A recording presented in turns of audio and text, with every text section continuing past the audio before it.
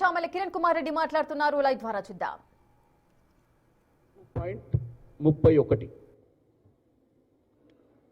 ఇక పోతే municipal వార్డ్స్లలో 116 municipal chairman పదవులు ఉంటే 92 కాంగ్రెస్ కైవశం చేసుకుంది. బీఆర్ఎస్ 18, బీజేపీ 2, 30.30.19 అంటే పార్లమెంట్ ఎన్నికల నుంచి మళ్ళీ 7% పెరిగింది. 1% కార్పొరేషన్లలో పెరిగింది, నియర్లీ 7% మున్సిపల్స్లలో పెరిగింది. ఇక బీజేపీ గురించి మాట్లాడొద్దు కానీ చెప్పాలి కదా, మళ్ళీ వాళ్ళు మమ్మల్ని పట్టించుకోలేదు అనుకుంటారు. ఇక వాళ్ళ సకదనం చెప్తా. వీళ్ళు అసెంబ్లీ ఎన్నికలు 2023లో 25.7% డిఫరెన్స్ ఉండే వాళ్ళకు మాకు. పార్లమెంట్కి వచ్చేసరికల్లా ఒక 2% కవర్ చేసిరు. ఎందుకంటే అక్కడ ఏమంటారు దాన్ని, అదే ఆర్గన్ డొనేషన్.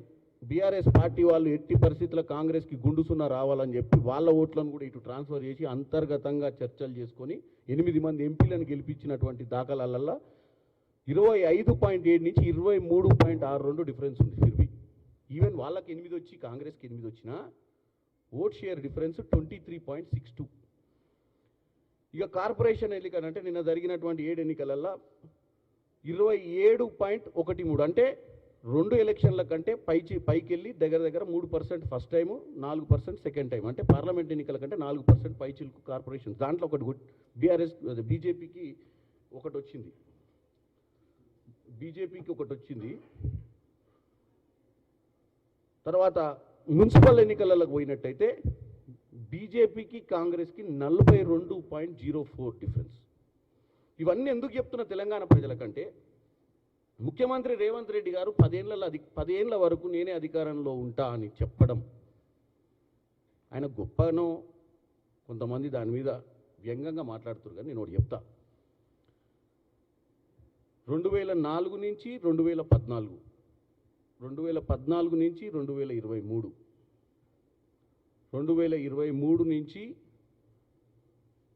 2033 కానీ 34 కానీ జమిలీ ఎన్నికలు వస్తాయి. ప్రజలు తీర్పిచ్చినప్పుడు తెలంగాణ ప్రజలు ముఖ్యంగా ఒక నాయకునికి 10 సంవత్సరాల అవకాశం ఇస్తున్నారు డెవలప్ చేయడానికి. ఈ గ్రాఫ్ కూడా ఏంటంటే ప్రజలు పెరుగుతా పోతున్నారు ఓట్లు కాంగ్రెస్కి. ఎందుకంటే వాళ్ళన్న మాదిరిగా పశ్చాత్తాప పడతలే ప్రజలు కాంగ్రెస్ వైపు ముగ్గు చూపుతుర్రు. ప్రజలు కాంగ్రెస్కి ఓటేస్తే మా బతుకులు బాగుపడతాయని నమ్ముతుర్రు.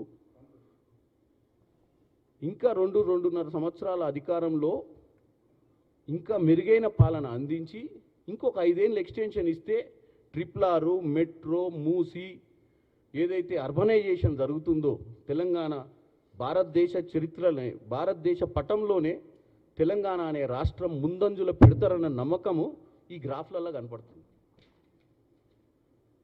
కేటీఆర్ గారు మొన్నటిదాకా ఏమన్నాడు, అరే పల్లెల్లో ఏముందిరా భయ్ బస్తీలో చూద్దాం పా అన్నాడు.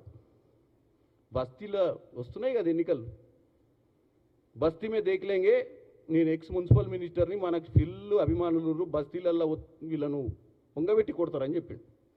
ఏమైంది బస్తీలల్లో? కార్పొరేషన్లల్లో మళ్ళా శూన్యం, 0. బీఆర్ఎస్కి 0 కార్పొరేషన్లలో. ఈ బస్తీ మే సవాల్ బ్యాచ్ కేవలం ప్రెస్ మీట్లకు, ట్విట్టర్లకే.